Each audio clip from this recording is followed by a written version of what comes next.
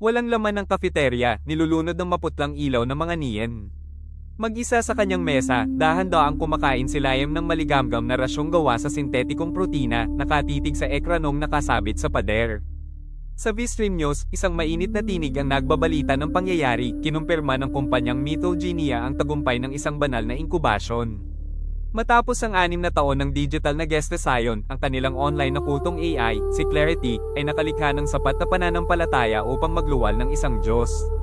Isang dambuhalang nilalang na liwanag ang lumitaw mula sa gubat ng Virelia sa isang node of calling na matatagpuan sa timog ng bangin ng Obero.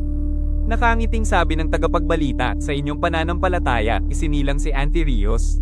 Salamat sa aming mga premium na mananampalataya. Ang inyong mga Lytherium credit ay ipapadala sa loob ng 24 na oras.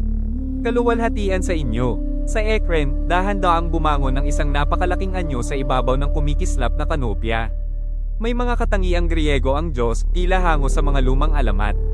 Isang sintetikong kagandahan, mas inukit ng kalkulasyon kaysa ng katotohanan. 70 taon na ang nakalipas mula nang matuklasan ng mga unang tao ang Virelia sa di sinasadyang pagkakataon.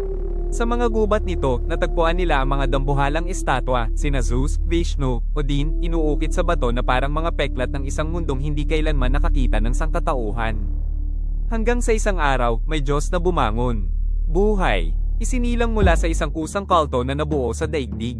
Isang pagkakataon lamang, sabi nila noon. Isang pagkakamali, hanggang sa siya ay mamatay at ang kanyang katawan ay naging purong Lytherium, isang sangkap na kayang panatilihing malinaw ang diwa ng tao sa loob ng mga siglo. Mula noon, ang pananampalataya ay naging isang industriya. Tahimik na pinanood ni Liam ang lahat. Sa mismong sandali na ang ulo ng Diyos ay umangat mula sa ulap, lumaki ang kanyang mga mata. Isang sigaw, o marahil isang pag-ugong. May isang bagay sa liwanag na kumiskis, isang malalim na pighati, tahimik, ngunit napakalawak na parang ang mismong kapanganakan ay isang punit ng mundo. Walang ibang nakapansin. Ngunit si Liam, naramdaman niya yon. At tiyak siya, ang sakit na iyon ay nagmula sa mismong planeta ng Virelia. May isang bahagi sa kanya na nakaalam yun, walang patunay, walang dahilan. Hanggat maaalala niya, palagi niyang naramdaman ang ugnayang yon, na para bang siya ay tinatawag ng mundo.